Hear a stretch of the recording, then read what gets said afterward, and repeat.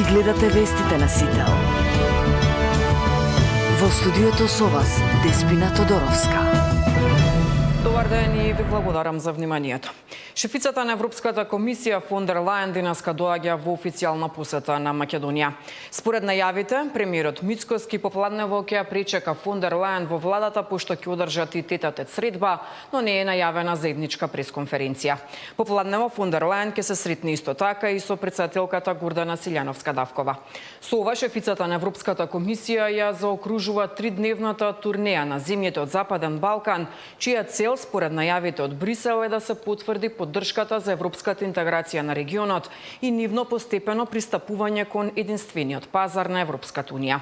Премиерот Мицкоски вчера истакна дека на оваа средба очекува да бидат потврдени позициите дека членството во Европската унија останува стратешка цел за државата, но се надева на такви сигнали и од Брисел. Слични се очекувањата и на претседателката Силјановска-Давкова, која вчера истакна дека очекува на маса да се најде и прашањето со Бугарија, за кое вели дека Македонија има аргументи. Пораките од посетата на фон дер Лајен ги пренесуваме во следните информативни изданија.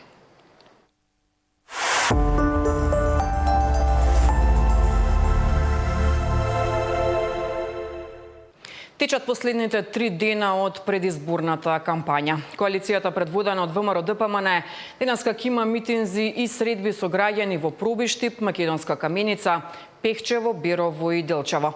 Додека коалицијата предводена од СДСМ денеска е во центар Жупа, Дебар, Костивар и Маврово, Ростуше. На терен лидерите на двете партии ја заоструваат реториката. Филипче обвинува дека граѓаните живеат се полошо, додека според Мицкоски опозицијата секојдневно шири невистини. Тоа што го слушам на митинзите, а што го говори претседателот на СДСМ Венко Филипче. Да бидам искрен, тоа што го слушам не ми се верува дека го слушам.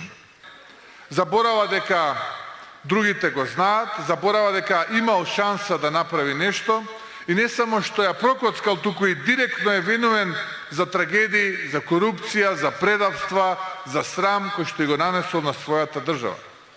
Еден од критичните, можеби најкритични симптоми на вирусот е јахтата.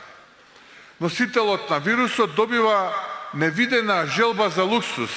Се вози на јахта, мисли дека плови над реалноста. А најсилниот симптом, тоа што не реагира на ниту една вакцина, е лажењето. Тоа е неверојатно. Што да каже човекот, апсолутно е невистина и лаже. Имаме власт што гледа на институциите како плен. Власт што владее преку страф и поделби. Власт што и по година и пол централна власт, по 4 години локална власт. Нема визија, нема реформа, нема одговор на ниту еден клучен проблем. Економијата е заглавена, инфлацијата галопира, платите се замрзнати. Веќе утре ќе ги презентирам најновите економски податоци. Тие се катастрофални. Христијан Мицкоски не ја води државата напред. Тој ја влече назад. Во конфликти, во реваншизам, во поделби. И сегогаш кој е соочен со критика заради својата неспособност, вината ја лоцира во некој друг. Ова е политички кукавичлук. Кандидатот за градоначалник на град Скопје од редовите на ВМРО-ДПМН денеска презентираше низа мерки за образовниот процес. Ѓоргиевски најавува изградба на 2 нови современи средни училишта во Драчево и Ѓорче Петров и енергетска трансформација на сите останати средни училишта во градот. Нова училишна зграда за средното училиште Браќа Миладиновци и другото во Ѓорче, нов објект за училиштето Кочараци. Тоа ќе бидат модерни, дигитализирани и енергетски ефикасни објекти.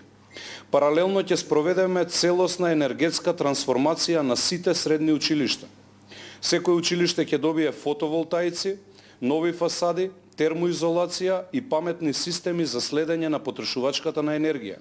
Ќе продолжиме со дигитализацијата на училиштата, брз интернет во секоја училница, смарт табли, проектори и дигитални содржини создадени од наставници и студенти.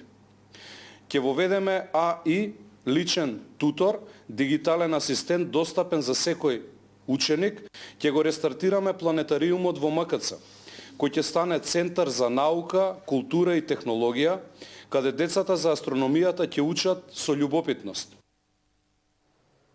Кандидатката за градоначалник на град Скопје од СДСМ пак утрово презентираше дел од програмата за општина Бутел. Шукава најавува уредување на кеот на реката Сирава, подобрување на снабдувањето со вода и реконструкција на булевари за да се намали сообраќајниот метеж. Со клучката Словенија Никола Карев и новите булевари, Бутел конечно ќе стане равноправен дел на Скопје со модерна инфраструктура, осветлени улици и безбедни патишта. Жителите на Бутел имаат акутен проблем со недостиг на вода за пиење и никој не превзема ништо околу тоа. Проблемот не се решава со козметички зафати во ек на изборна кампања.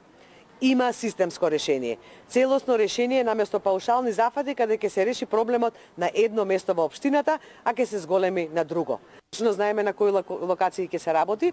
Дел од парковите ќе бидат нови, дел ќе бидат оние кои што се навистина во девастирана состојба и мора да се подобрат. Она што е интересно, да го соопштиме за граѓаните, покрај 15 паркови за 15 месеци, јас најавив и 10.000 нови садници.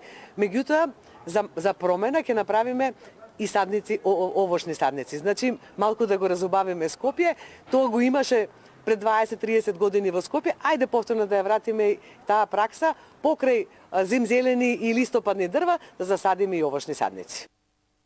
Уставниот суд денеска ќе разгледува представката на Левица против упатството на Агенцијата за медиуми, според која партијата остана без платено политичко рекламирање за изборите. Со оваа иницијатива, Левица бара времена мерка за стопирање на упатството на Агенцијата. Претходно, тужбите на Левица против Агенцијата за медиуми беа одбиени и од Основниот граѓански суд и од Управниот суд. Иако има 6 пратеници во собранието, Левица на овие избори остана без можност за платено политичко рекламирање поради одредбите на изборниот законник, кој ваква можност предвидува само за двете најголеми партии од власта, двете од опозицијата, помали партии без пратенички групи во собранието и помали вон парламентарни партии. Покрај Левица, ваква можност нема ниту знам на Максим Димитриевски.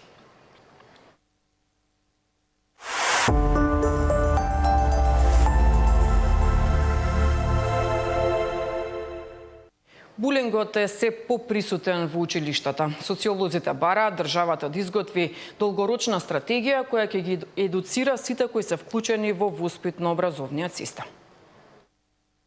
Булингот или меѓуврсничкото насилство не е новина кај нас, но последните години добива на интензитет. Од тие причини потребна е долгорочна национална стратегија, преку која ќе се едуцираат стручните соработници и сите оние кои се вклучени во воспитно-образовниот процес, а која ќе има за цел да го превенира овој социолошки феномен. Многу малку се посветува внимание на воспитниот процес, а тој е круцијалниот. Зашто децата денеска снимаат кога се случува насилство, а не помагаат? Затоа што емпатијата е изгубена. Затоа што не сакам да звучи прегрубо, меѓутоа развиваме егоисти, индивидуалци. Тоа се наметнува и самото општество. Ние мора да живееме во духот на соработка, солидарност и правилни вредности. Булингот не завршува во училиштето и е во тесна корелација со менталното здравје на децата. Детето, кога ќе дојде дома, сваќа колку може да развие анксиозност, депресија, осаменост, тага, да западне во една ситуација каде што ќе се чувствува несрекно, тажно и осамено.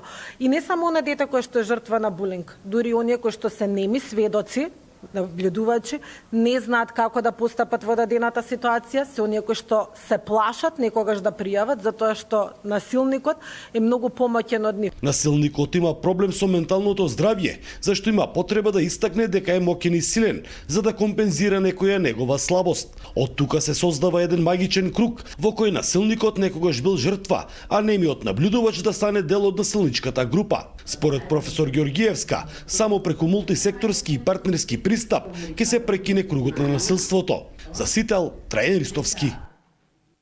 Со сајм за домашни производи во Прилеп се одбележа меѓународниот ден на руралната жена. Тие тврдат дека секојдневно се соочуваат со голем број на предизвици, а се надеваат дека годинава ќе добијат и можност за платено отсуство при боледување или раѓање деца. Нашето земјоделство е пациент кој што го лечеа многу лекари, но никој не ја погоди точната дијагноза. Затоа нашиот аграр тивко полека умира. Ова е ставот на жените земјоделки кои што во пресрет на меѓународниот ден на руралната жена 15 октомври одржаа саем на домашни земјоделски производи во Прилеп. Жените земјоделки велат дека секојдневно се соочуваат со се поголеми предизвици, а помошта и стратегијата која што ја добиваат од државата била се помала. Се помалку има млади луѓе да обработуваат земјата. Значи тука се и климатските промени, скапите репроматеријали, ниските откупни цени. За жал, значи земјоделецот е тој што најмалку има корист од тоа што го произведува, а најголем чар имат трговците. Од државата бараме помош во смисла да има организирано производство и да има одредени цени, да има значи претходно одредени цени за луѓето да знаат што да произведува, да не се појавува вишок на храна. Па очекуваме да се зголемат субвенциите, бидејќи до негде ги укинаја, и поголема побарувачка. Домашно да се цени повеќе, бидејќи сега индустријата е во предност, домашно да се изоставува. Домашното е многу поквалитетно од индустријата и многу поздраво. Според организаторите на настанот Лак Агролидер, руралната жена во Македонија е неограничен и недоволно искористен капацитет. Тие се столбот на земјоделските фамилии и иноватори на сите домашни традиционални специјалитети. Ова е уште еден повик со ваков мини саем да навистина се креираат политики кои што ќе создадат можности за достоинствен живот на руралните жени, признавање на нивниот труд и обезбедување на социо-економска благосостојба, затоа што руралните жени не се двигатели на локалните заедници. Руралните жени се надеваат дека годинава ќе го добијат и долго очекуваното и ветувано платено отсуство при боледување и платено породилно отсуство. Две права кои што ги немаат и со тоа се дискриминирани во однос на жените од урбаните средини. Засител Дарко Штарговски. Занечиите бараат поголема поддршка од државата за спас на оваа стопанска гранка која полека изумира.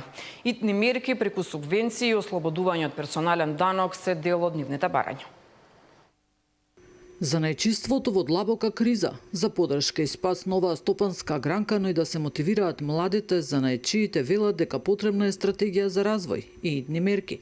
Субвенции за млади и ослободување од персонален данок и придонеси за плати од 3 години за да запре изумирањето на занајтите. Значи мој предлог беше ослободување од персонален данок и придонеси од плата од 3 години за секој прво вработување, завршење на занајчиска дејност, што е огромна помош за секој младо лице. Значи, ако 3 години би било слободен, давачките би биле сведени скоро на минимум, значи книговодство и такви некои ситни давачки, што многу допринесува да самиот занает го совршат, стекнат нови муштери. Дел од охридските занечи последниве години ги затворија дуќаните и се вработија во автомобилските фабрики. Значи ги има многу од младите кои се преориентираја.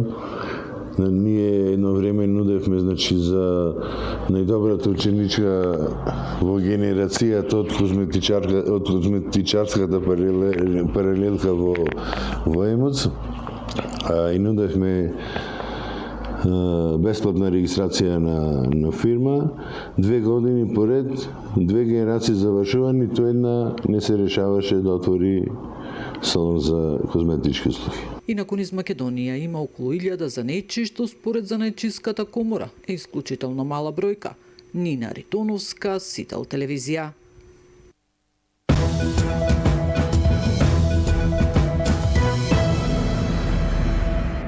Следуваат и најновите информации од регионот и светот, кои ги подготви Маријан Ников. Американскиот претседател Доналд